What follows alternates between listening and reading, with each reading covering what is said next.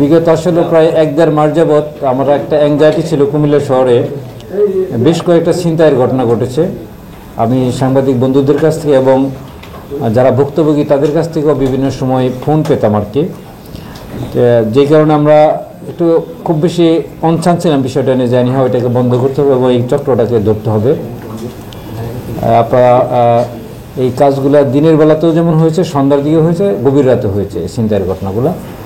আমরা সদর সার্কেলের অতিরিক্ত পুলিশ সুপার কামরানের নেতৃত্বে এবং ডিবির আমাদের যে একটা চৌকস টিমের সমন্বয়ে আমরা একটা থানা পুলিশ এবং ডিবি মিলে টিম তৈরি করার পরে আমরা একেবারে টাইমলাইন করে দিই যে এই চক্র না ধরা পর্যন্ত কেউ থানায় ফিরবে না, এরকম একটা আলটিমেটাম আমার পক্ষ থেকে দেওয়া হয়। আমাদের অফিসাররা এটা গুরুত্ব দিয়ে তদন্ত শুরু করে। আমি একটু বলে রাখি তার আগে প্রেক্ষাপট, যে বেশ কয়েকদিন আগে এটা আপনাদের অনেকের দু একজনের কাছে এই তথ্যটা এসেছিল যে এই একটা গ্রুপ তৈরি হয়েছিল যারা ছিনতাই করতো পুলিশ পরিচয় দিয়ে।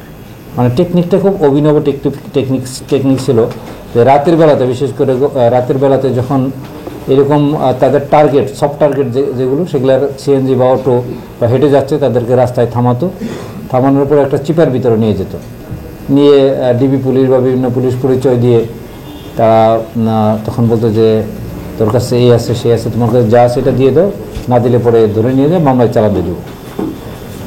তারপরে এক পর্যায়ে না দিতে চাইলে চাপাচাপি করার পরে অনেকে বুঝতে পেরেছে যে আসলে এরা পুলিশ না ছিনতাইকারী। আবার কেউ ডাউটে থাকতো যে পুলিশ হতেও পারে, যা ছিল এগুলো দিয়ে তারা চলে যেত।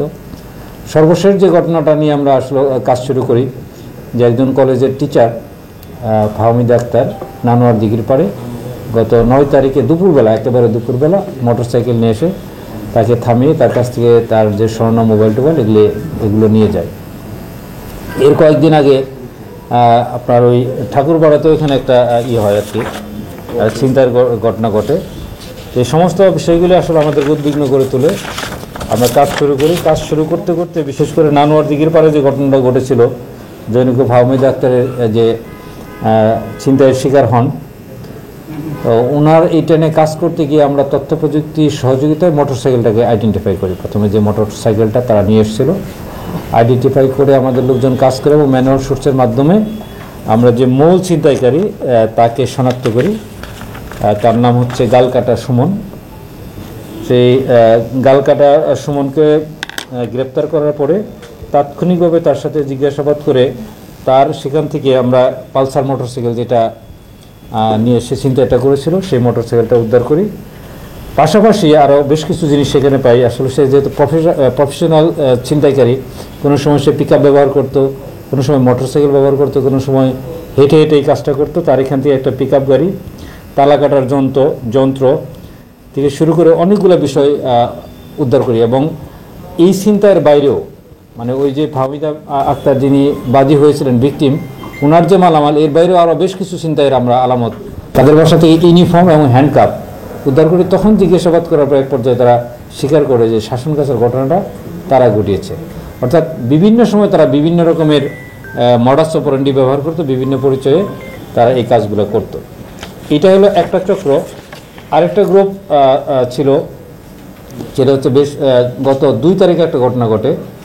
2 তারিখে ভোরের দিকে একজন ভদ্রমহিলা, উনি যখন মর্নিং ওয়াকে বের হওয়ার সময় সিএনজি যুগে অজ্ঞাতনামা 4 জন ছিনতাইকারী ওনাকে পথরোধ করেন। পথরোধ করার পরে ওনার যে কানের দুল, চুড়ি এবং মোবাইল ফোন, হাতঘড়ি সমস্ত কিছু নিয়ে যায়।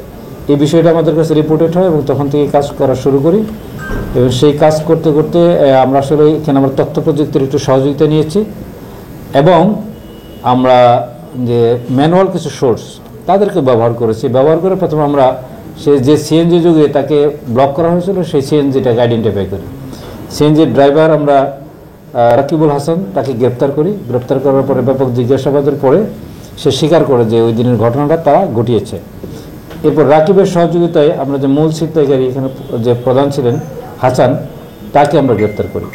তাকে গ্রেপ্তার করার পরে এই সমস্ত জিনিসপত্র যেগুলো ছিল, স্বর্ণগুলো আসলে তারা একটা স্বর্ণের দোকানে বিক্রি করে ফেলেছিল এবং তারা এটা আবার গলিয়ে ফেলে আর কি। তো সে স্বীকার করেছে তার কাছ থেকে কিনেছে এবং সেটা আমরা সেখান থেকে জব্দ করেছি, উদ্ধার করেছি। এবং আরেকজন ছিনতাইকারী এখানে সহযোগী ছিল রাহিদুল, তাকে আমরা গ্রেপ্তার করি। আরেকজন ছিনতাইকারী সে এখনো পলাতক আছে, পাইনি। তো এই প্রত্যেকেরই আসলে খুব খারাপ পিসিপিআর আছে। যেমন গালকাটা সুমন, তার বিরুদ্ধে চুরি, ডাকাতি থেকে শুরু করে মাদক থেকে শুরু করে 8টি মামলা আছে ইতিপূর্বে, এবং সে বেশ কয়েকবার জেলও কেটেছে। সুজন, তার বিরুদ্ধে 6টি মামলা আছে, 1টি চুরির মামলা এবং 3টি মারামারি মামলা, 2টি ডাকাতির মামলা থেকে শুরু করে তার বিরুদ্ধে 6টি মামলা আছে। অর্থাৎ প্রত্যেকেরই আসলে পিসিপিআর খারাপ। আমাদের এখানে যে হাসান, যে এই ওই ভদ্রমহিলা প্রাতঃভ্রমণে বের হয়েছিল, তার যে ছিনতাইয়ের ঘটনাটা ঘটেছে, তার বিরুদ্ধে ছিনতাই, চুরি, ডাকাতি, মাদক সহ 7টি মামলা আছে। তো আপনারা দেখেছেন প্রেস ব্রিফিংয়ে তাদের পিসিপিআরটা দেওয়া হয়েছে। তো এই 2টি চক্রকে আমরা গ্রেপ্তার করতে সক্ষম হয়েছি।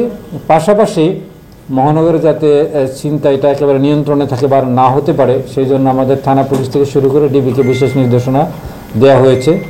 আরও কয়েকটি ঘটনা আমাদের অনুদ্ঘাটিত রয়ে গিয়েছে। যেমন কয়েকদিন আগে আমাদের কোর্ট বিল্ডিংয়ের সামনে আমাদের একজন গায়ক, তারা রাত্রিবেলায় কালচারাল প্রোগ্রাম শেষে ফেরার সময় তারা ছিনতাইয়ের শিকার হয়েছে। আরেকজন ছিনতাইয়ের শিকার হয়েছে আমাদের পাসপোর্ট অফিসের সামনে, সেটা অবশ্য গভীর রাতে আলিগড় থেকে নেমে যখন এদিকে আসছিল। অর্থাৎ প্রত্যেকটা ঘটনায় আমাদের কাছে রিপোর্টেড।